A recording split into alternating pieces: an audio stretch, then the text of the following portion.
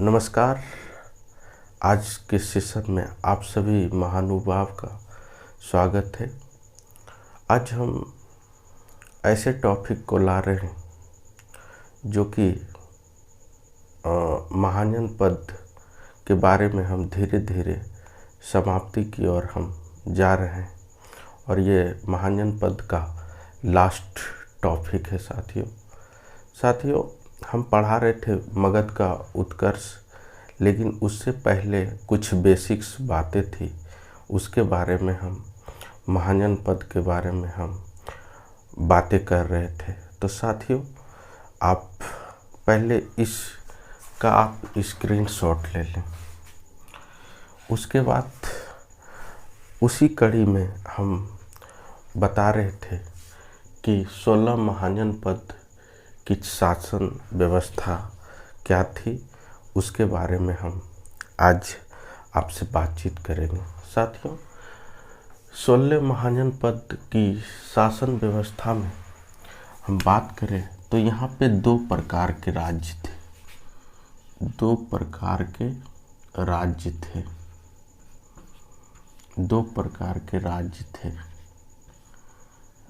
थे। तो वो दो प्रकार के राज्य थे। उसमें एक राजतंत्रात्मक था, दूसरा गणतंत्रात्मक था, जिसे हम राजतंत्र भी बोलते थे, इसे गणतंत्र भी बोलते थे। तो आइए हम जानते हैं कि राजतंत्र या गणतंत्र में क्या अंतर है। साथियों राजतंत्र व्यवस्था क्या थी, गणतंत्र व्यवस्था क्या थी, उसके बारे में जानते हैं। धीरे धीरे साथियों सभ्यता का जो विकास हुआ है, शायद कहा जाता है कि इतिहास को संजो कर रखें, इतिहास, संस्कृति, कल्चर, क्योंकि कोई भी देश का यदि बर्बाद करना है तो उसका संस्कृति को ख़त्म कर दिया जाए तो वो देश बर्बाद हो जाएगा। उसी प्रकार ऐतिहासिक चीज़ें जो थी वही कंसेप्ट आज भी है। आज भी हमारे देश में या वर्ल्ड के लगभग देश में गणतंत्रात्मक शासन है। उस समय थी जो भारत की बहुत पुराने काल की 6वीं शताब्दी ईसा पूर्व की बात थी कि उस समय गणतंत्रात्मक व्यवस्था था और राजतंत्रात्मक। लेकिन देखिए गणतंत्रात्मक और राजतंत्रात्मक में क्या अंतर होती है, इसके बारे में हम लोग जानेंगे। साथियों राजतंत्रात्मक व्यवस्था में मानिए कि एज ए राजा का शासन होता है। राजतंत्रात्मक व्यवस्था में शाही परिवार का एक व्यक्ति सर्वे सर्वा या उसके द्वारा शासन चलाया जाता था। राजतंत्रात्मक व्यवस्था में शाही या राजा परिवार का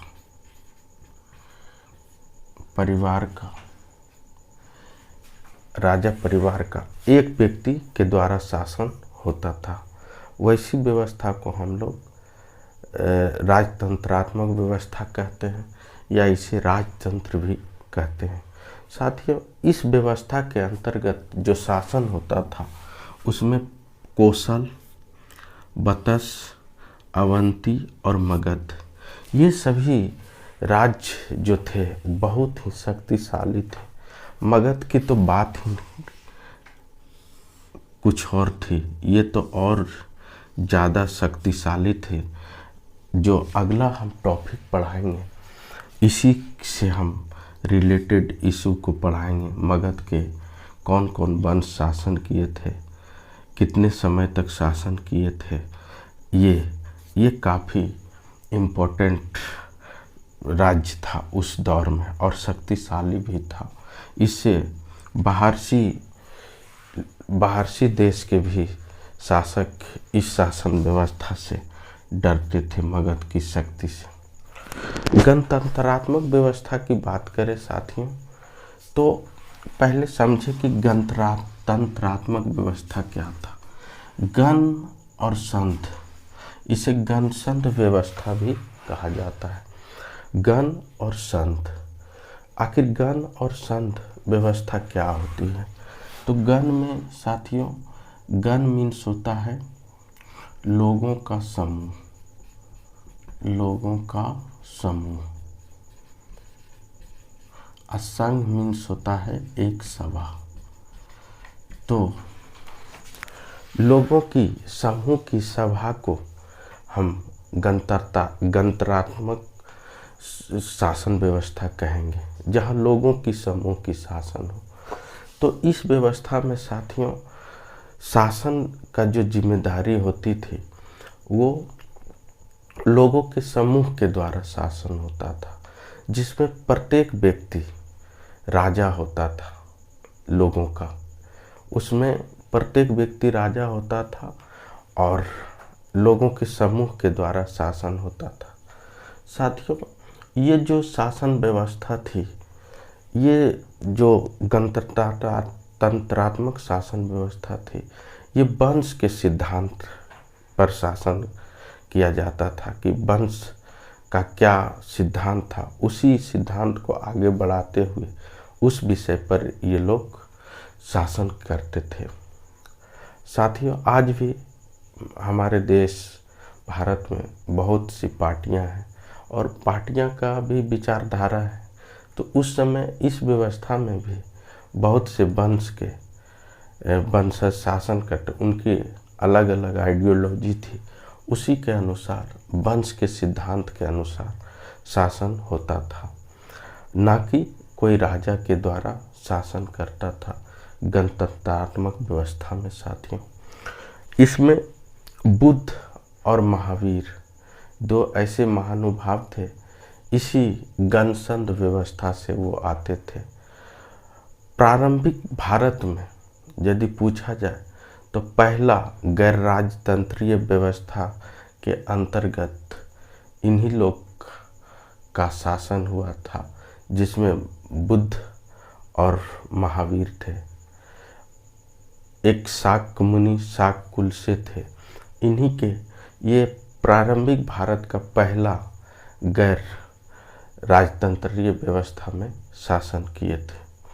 साथियों, हम बात करें कि इस व्यवस्था के अंतर्गत इतने राज्य थे जो गणतंत्र के अंतर्गत आते थे, जिसमें कुशी, नारामल, पावा के मल, कपिलवस्तु के शाक, रामग्राम के कोलिये, पिपली वन के मूल, अल्पक्कम के बुलु, केशपूत के कलाम, सुमंस गिरी के भग, वैशाली के लिच्छवी, मिथिला के विधे। इसके बारे में हम कुछ विशेष जानकारी लेंगे कि ये इसकी शासन व्यवस्था किस वंश के द्वारा था। साथियों, बौद्ध ग्रंथ के अनुसार कुल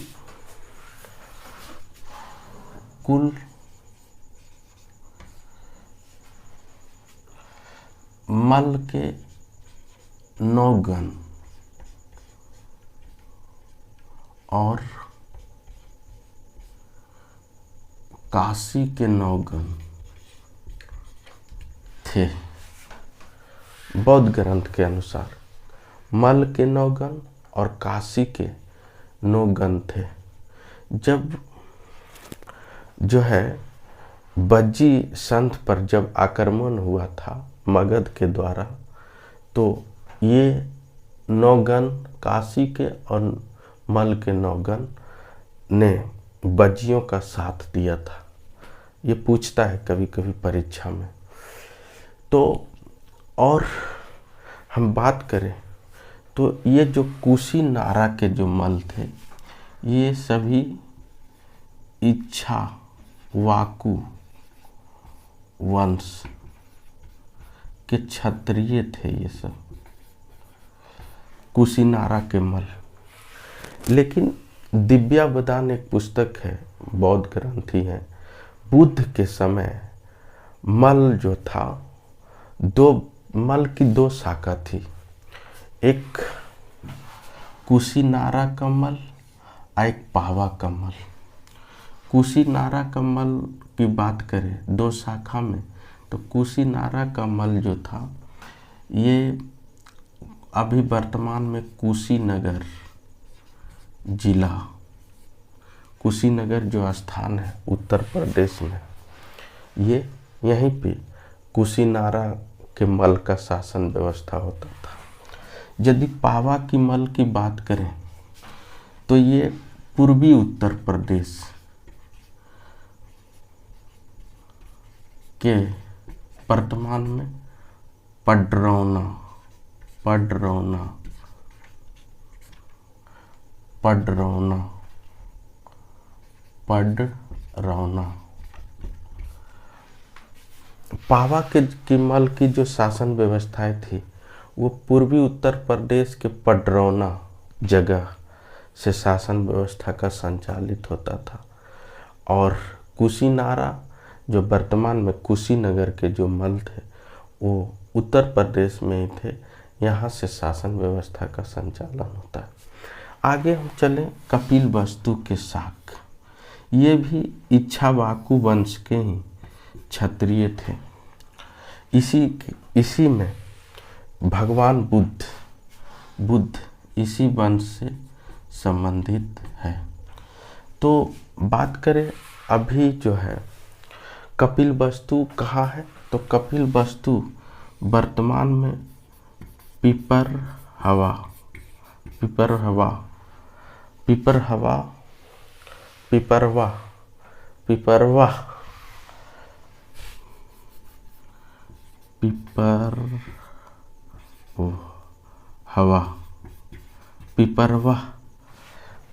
है। वर्तमान में पिपरवा एक जगह का नाम है जो उत्तर प्रदेश और नेपाल की सीमा पर है। वर्तमान में उस जिला का नाम है सिद्धार्थनगर जिला, जो उस समय का कपिल वस्तु था। भगवान बुद्ध इसी वंशज थे। इन्हीं के मुखिया, इन्हीं के मुख्य सुयोधन था, जिनके पिता थे राजा भी थे वो। उसके बाद बात करें रामग्राम के कोलिये। साथियों, रामग्राम का कोलिये जो था शाक्यों के पूर्वी पड़ोसी थे। ये पड़ोसी थे शाक्यों के पूर्वी पड़ोसी थे रामग्राम का कोलिये। जहाँ तक बात करें पिपली वन के मोरिये, ये अपने आप को क्षत्रिय कहते थे। पिपली वन के मोरिये। एक पुस्तक है दीपवंश के अनुसार चंद्रगुप्त मौर्य इसी कुल के क्षत्रिय थे। लेकिन जब हम आपसे आगे पढ़ाएंगे चंद्रगुप्त मौर्य के बारे में, तो उनके वंश में बहुत से मतभेद हैं, जो आगे हम विशेष बात करेंगे मौर्य वंश में। तो अपने आप को ऐसे चंद्रगुप्त मौर्य भी क्षत्रिय मानते थे, बट जो है एक पुस्तक है दीपवंश के अनुसार ये जो है चंद्रगुप्त मौर्य क्षत्रिय कहा गया। उसके बाद हम बात करें अलकप के बुली, केशपूत के कलाम और सुमारागिरी के भग।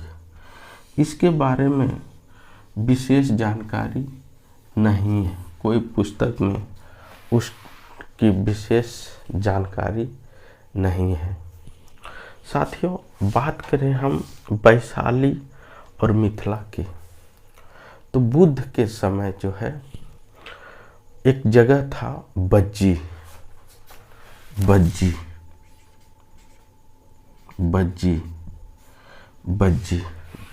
संत एक महत्वपूर्ण गणराज्य हुआ करता था। इसकी वास्तुतः स्थिति ये थी कि ये गंगा नदी है और इधर मगध है। तो दक्षिण में जो है मगध था और गंगा नदी के उत्तर में बज्जी था, जो कि बज्जी संघ काफ़ी ही शक्तिशाली था, जिसमें 8 गण मिलकर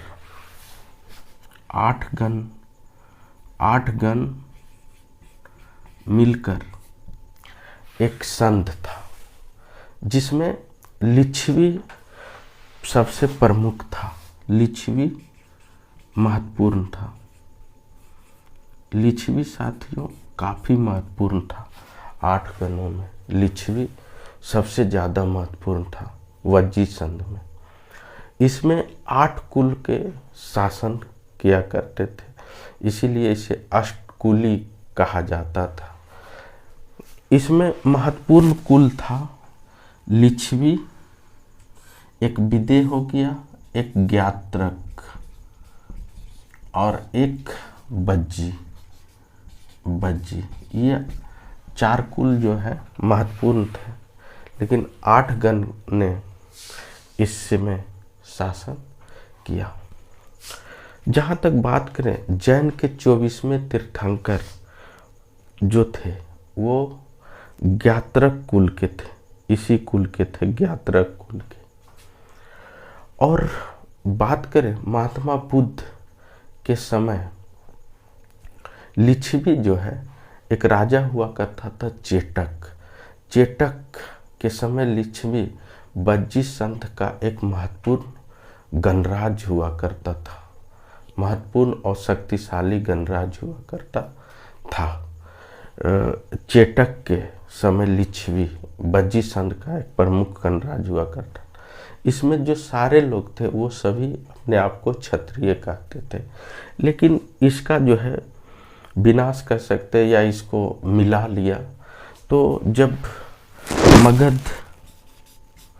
मगध साम्राज्य जब इस पे आक्रमण किया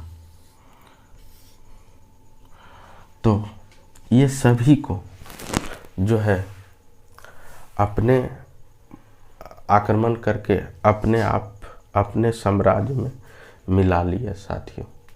तो साथियों आपको 16 महाजन पद की शासन व्यवस्था की कुछ मुख्य बातें मैं अपने अंदाज में बात किया। आपको वीडियो कैसा लगा ज़रूर लाइक कमेंट शेयर करें और इसका स्क्रीनशॉट ले लें एक बार। Thank you so much, all the best.